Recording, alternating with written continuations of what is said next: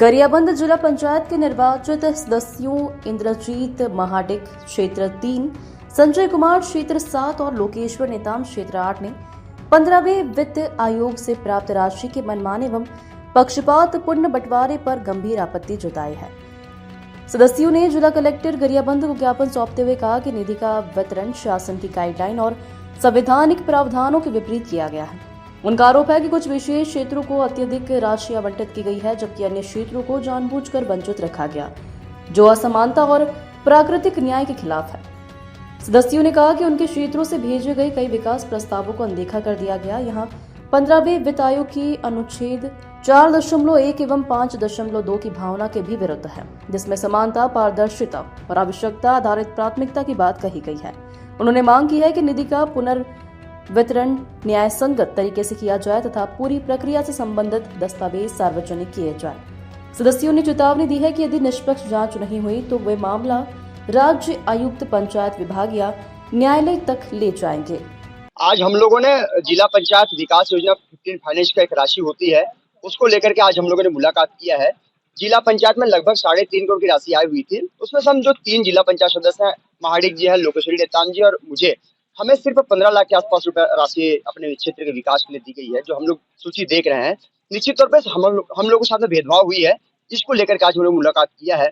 क्षेत्र देखें तो 3 गरियाबंद जिले के 3 जो ब्लॉक हैं, गरियाबंद हो गया, मैनपुर हो गया, छुरा, ये 3 ब्लॉक आकांक्षी ब्लॉक में आते हैं। सरकार की एक महती योजना है, आकांक्षी योजना है, ब्लॉक है, उसमें कहीं न कहीं ज्यादा राशि देने का वो है, प्रावधान है। इस क्षेत्रों में ज्यादा कहीं न कहीं राशि को वितरण करना है, लेकिन कहीं न कहीं भेदभाव हुई है।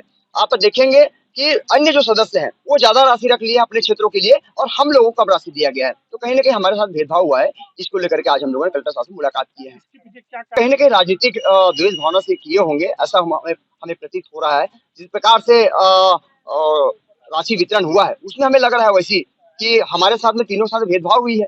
क्षेत्र क्रमांक 3, क्षेत्र क्रमांक 7, क्षेत्र क्रमांक 8 के साथ में कहीं न कहीं जिला पंचायत के सत्ता पक्ष के जो सभापति हैं, अध्यक्ष, उपाध्यक्ष हैं, इन कहीं न कहीं ये लोग हमारे साथ भेदभाव किए हैं। कलेक्टर साहब ने क्या आश्वासन दिया? कलेक्टर को देकर के साहब पे देखो अधिकार है, पंचायती राज अधिनियम की धारा 47 ये कहता है कि विहित अधिकारी कलेक्टर साहब होते हैं। हम लोगों ने ज्ञापन में दिया, उसमें उल्लेख भी किए हैं कि विहित अधिकारी आप है, इसमें कहीं न कहीं आप कर सकते हैं कुछ। तो साहब ने भी कोई ठोस पहल, कोई आश्वासन नहीं दिए, बोले कि ये होता ही रहता है, तो कहीं न कहीं हमें आश्वासन नहीं मिला। अब अगला कदम क्या है? निश्चित तौर पे अगर किसी प्रकार की कोई संज्ञान नहीं ली जाती है लेटर पे, तो हम लोग कहीं न कहीं न्यायालय का शरण लेंगे। मामला यह है 15वां वित्त जो पंचायती राज अधिनियम के तहत 15वां वित्त का पैसा जो पंचायत में आता है, और उस पंचायत में जब जिला पंचायत जिसे कहा जाता है, तो जिला पंचायत में सभी सदस्यों को, चाहे वो अध्यक्ष हो, उपाध्यक्ष हो या जो सभापति हो या सामान्य सदस्य भी क्यों ना हो, उन लोगों को बराबरी हकदार वो उनके राशि का है, जो जिस राशि से उनको उनके खंड में विकास करना है, उनके क्षेत्र में विकास करना है।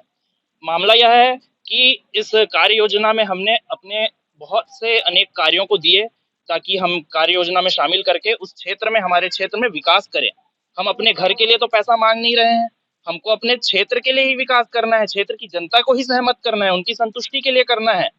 तो गांव-गांव में विकास की धारा कैसे आएगी जब इस तरीके का भेदभाव अगर जिला पंचायत के द्वारा होगा, भले इसमें पार्टी कोई भी हो, चाहे कांग्रेस हो, बीजेपी हो या कोई अन्य दल भी हो।